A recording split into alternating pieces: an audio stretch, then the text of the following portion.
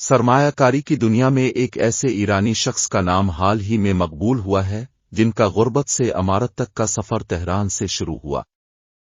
Football से मोहब्बत करने वाले पुजमान नौजाद को फोर्ब्स मैगजीन ने 2023 की इस फहरिस्त में शामिल किया है, जिसमें टेक्नोलॉजी की दुनिया में उभरती हुई कंपनियों के सरमायाकारों का इंतखाब किया जाता है।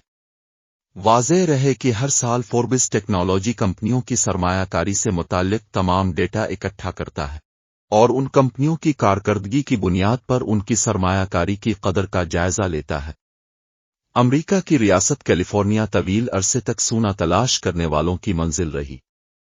इनमें से बहुत से ऐसे अफराद भी थे जिन्होंने सोना कभी देखा भी नहीं था, लेकिन इन तारिकीन वतन की बड़े पैमाने पर नकल मकानी ने इस खित्ते में जिंदगी को परवान चढ़ाया और अब ये रियासत न सिर्फ अमेरिका बल्कि दुनिया के सबसे बड़े इक्तिसादी मराकज़ में से एक है।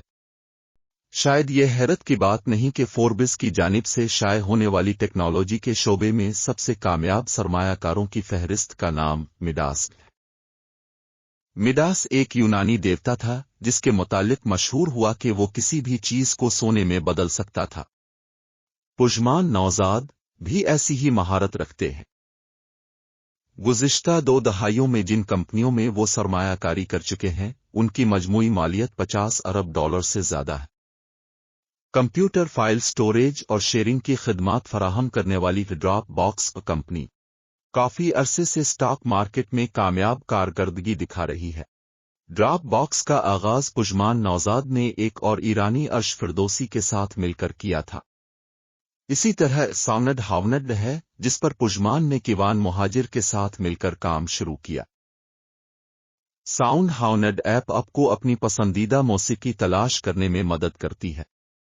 गार्डेंट हेल्थ कंपनी, जो कैंसर के इलाज के लिए तिब्बी दुनिया में सरे-फहरिस्त है, भी इन मंसूबों में से एक है, जिसे पुजमान नौजाद ने डॉक्टर अमीर अली नामी एक और ईरानी के साथ मिलकर शुरू की। बीबीसी के साथ एक इंटरव्यू में शुमाली कैलिफोर्निया में टेक्नोलॉजी के शोबे में ईरानियों के बारे में बात करते हुए पुजमान नौजाद बड़े फख्र से कहते हैं कि अब ईरानियों ने खुद को यहाँ कायम कर लिया है और उनके नाम मानूस हैं। उनका कहना है कि ईरान दुनिया के इन ममालिक में से एक है जो टेक्नोलॉजी और टेक्नोलॉजी के अहम मराकज़ में से एक बनने की सलाहियत रखता है।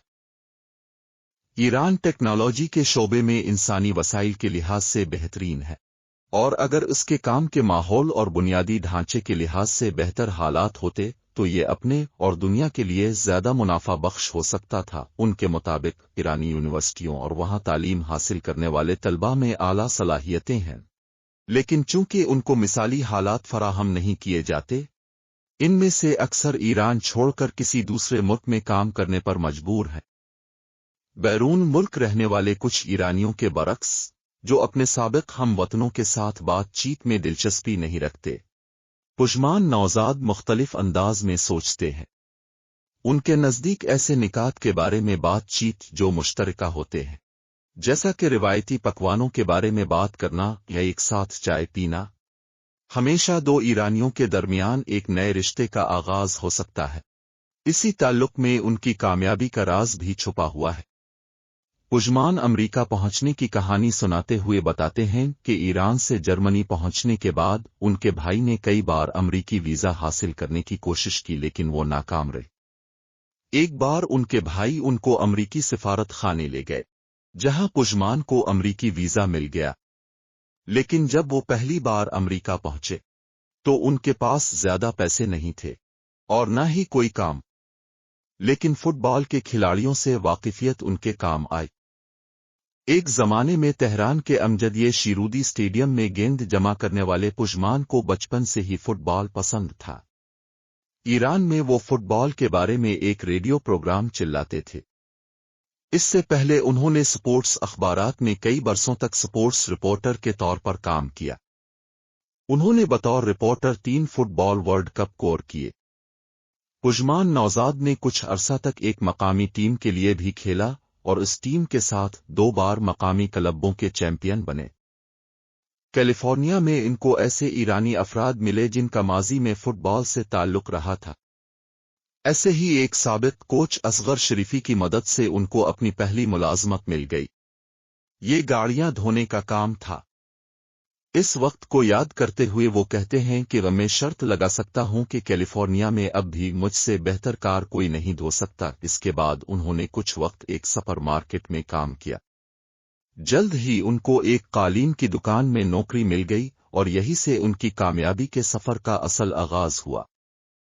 پجمان نے خود کو ایک بہترین سیلز مین ثابت کیا اور اسی دوران کیلیفورنیا کے کامیاب ایرانی افراد سے بھی ان کی واقفیت پیدا ہوئی۔ ان کو پرتعیش پارٹیوں میں مدعو کیا جاتا جس کی وجہ ان کی دلچسپ شخصیت بھی تھی۔ پجمان نوزاد نے محسوس کیا کہ سان فرانسسکو کے امیر لوگ ایرانی اور قدیم قالین خریدنے کے علاوہ ٹیکنالوجی میں سرمایہ کاری کرنا بھی پسند کرتے ہی۔ انہوں نے اپنی دکان کے مالک کو قائل کیا کہ وہ بھی ٹیکنالوجی کے شعبے میں سرمایہ کاری کرے، لیکن ابتدا میں ٹیکنالوجی سے ناواقف پجمان کو مسائل کا سامنا کرنا پڑا۔ وہ کہتے ہیں کہ ان کو کمپیوٹر پروگرامنگ کی ایک سطر کا بھی علم نہیں تھا، لیکن پجمان کی مہارت لوگوں کی شخصیت کو پڑھنا اور ان سے تعلق بنانا تھا۔ انہوں نے مصنوعات پر توجہ دینے کے بجائے اشخاص کی صلاحیتوں کو پہچاننے کی کوشش کی اور رفتہ رفتہ سرمایہ کاری کی دنیا میں ان کا نام بنتا چلا گیا۔ اب ان کا نام امریکہ میں ٹیکنالوجی کمپنیوں کے بہترین سرمایہ کار کے طور پر جانا جاتا ہے۔ جب میں نے ان سے پوچھا کہ اس مقام پر پہنچنے کے بعد وہ مستقبل کو کیسے دیکھتے ہیں تو پجمان کا کہنا تھا کہ ان کا مقصد ایک بہتر دنیا کی تعمیر میں مدد کرنا ہے اور اس مقصد کو حاصل کرنے کا ایک بہترین طریقہ ٹیکنالوجی کا استعمال ہے۔ حال ہی میں انہوں نے ایک نئے پروجیکٹ کے لیے $432 ملین سرمایہ کاری کا بندوبست کیا۔ ان تمام برسوں کے دوران فٹ بال سے ان کی محبت برقرار رہی۔ وہ خود بھی ایرانی فٹ بال سے تعلق جوڑے ہوئے ہیں اور اپنے سرمایہ کاروں کو بھی اس کی جانب راغب کرنے کی کوشش کرتے ہیں۔